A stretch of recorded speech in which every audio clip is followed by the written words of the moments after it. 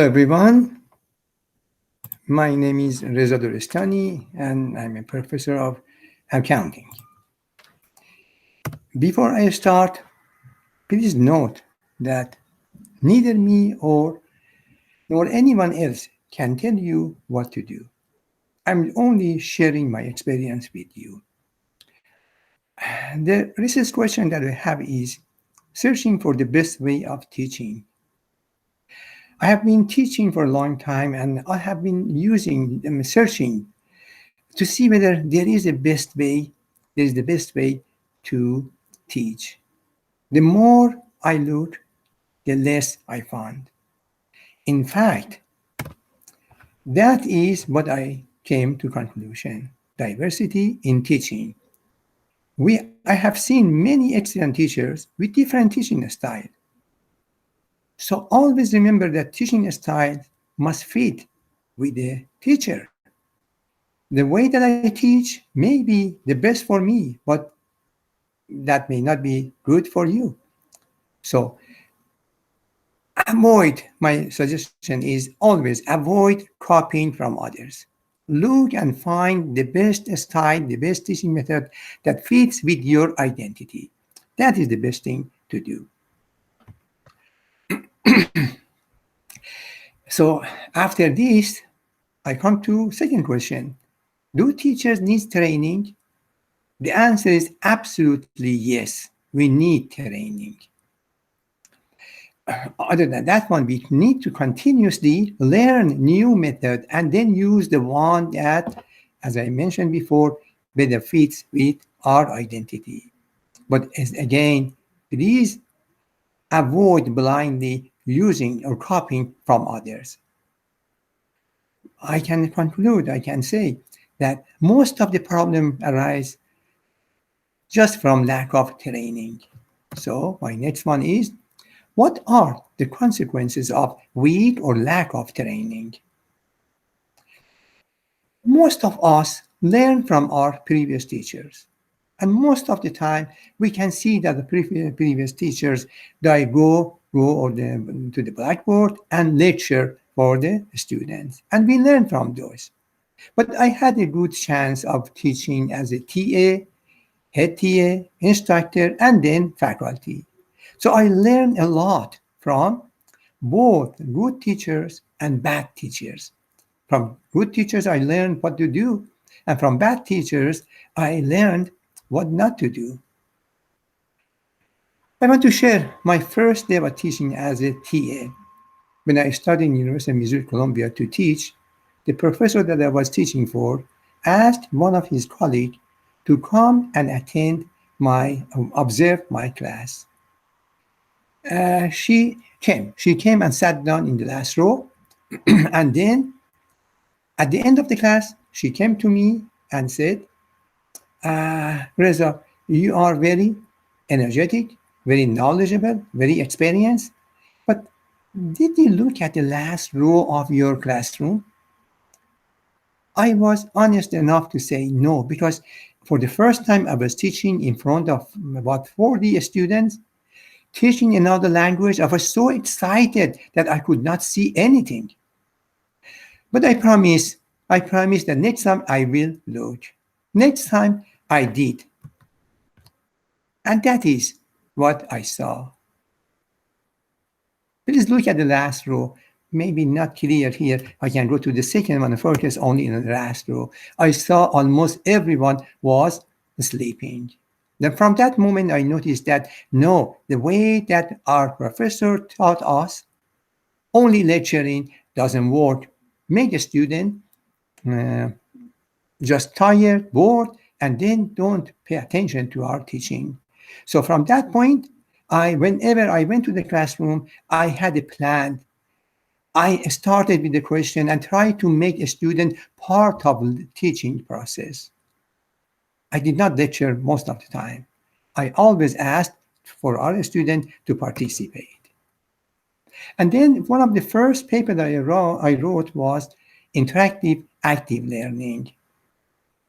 Again, in this method, we try to ask a student to make them involved in process of learning, but I remember when I was presenting my paper in New York in a conference, one of the discussants said, I tried to use the same thing in my classroom and it was a mess. So again, if it doesn't work for you, do not do it, do not use it. But in order to do interactive or active learning, first of all, you must be well prepared, you must be knowledgeable, and you must be able to answer any question that they have. Of course, none of us know everything, but sometimes you can tell a student, honestly tell them that, yes, I don't know the answer for your question, but next time I can do that. But imagine every time a student asking you a question and you keep talking, telling them, I don't know, I don't know, I don't know, then you lose your credibility. So if you are not well prepared, you are not knowledgeable, stick with your lecturing. Do not use interactive, active learning. Even when we come to training, even without training, usually we learn gradually what to do in the classroom, even though we don't have any training. But we must, please let me emphasize, we must learn what not to do before starting to teach. So we can learn what to do, but we must train. We must learn before we start teaching what not to do. What is the problem with that one? So these are consequences of lack of training. The first one is a lack of training can cause student embarrassment and faculty embarrassment. Imagine you're not well prepared and they're asking you a question you can't answer most of the time, then you lose your credibility.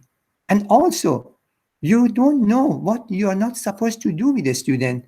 So you made some comments and put your student down in front of other students and embarrass them. What happened after that? So, of course, you notice that one that you did not do the good job. Now you have to compensate for that one. What you do, you have to just give them easy grade, the grade that they did not deserve, to make them happy. So what is the result of that one?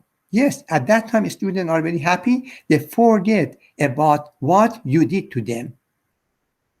And then later on, when they graduate, they have degrees, they have diplomas, but they don't have knowledge.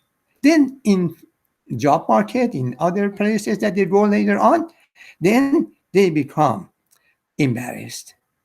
And that embarrassment just goes back to our university. And in long run, word of mouth causes our enrollment to go down because the students don't like to go to places that they cannot learn anything. Now, always when I start to teach, I just tell my student that in order to succeed, you have to follow three things. You have to work hard, you have to be honest, and you have to be patient. My example was myself. I said, let's say I work for an audit firm, I work very hard, but when it comes at the end of the week, when I work for 40 hours, I just report 45 hours. Next week, 48 hours, while I work only 40 hours. They may not notice first week, second week, third week. Ultimately, they will notice, then they get rid of me. So even when you work hard and you're honest, still there is no guarantee that you succeed, because if you work for 6 months, 1 year, 2 years, and nobody pay attention to what you are doing, then you become disappointed and you quit and go to another place to work and you start over. The same story will happen. But if you work hard, if you are honest and you are patient, then you will succeed. So this is what I usually tell my student, and I invented that one. I call that one triangle of success. But I was thinking, can we have the same thing for our teachers? Then I came to conclusion, yes, we can have the same. As teachers, in order to be successful, we must work hard, we must be patient, and we must be honest. What we mean by working hard? We have to know that our job will not end in the classroom. Everything is changing. The world is changing. The life is changing. Environment that we are working in is changing. So what we have to do, we have to update our knowledge. So how we can do that one? By taking our research seriously. We have to incorporate new finding into our plan for teaching.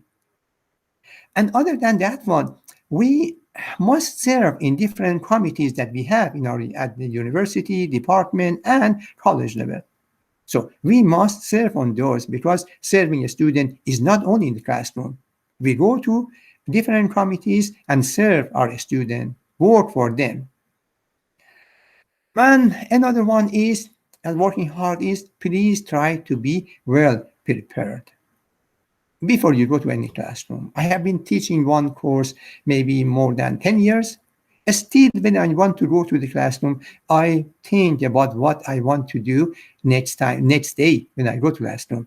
What was my performance last time? What I learned from before? How can I make my student more engaged in our discussion? So when I go to the classroom, I work with a plan. And then another point before I go to patient is to avoid using your old slide or PowerPoint slide or whatever the study material that you have that you used last year, 2 years ago, 10 years ago, or many years ago. Try to update those. Those may not be relevant on this semester, or maybe there are some findings that can help you better prepare your student for real life. So always be prepared. This one hard. Being patient.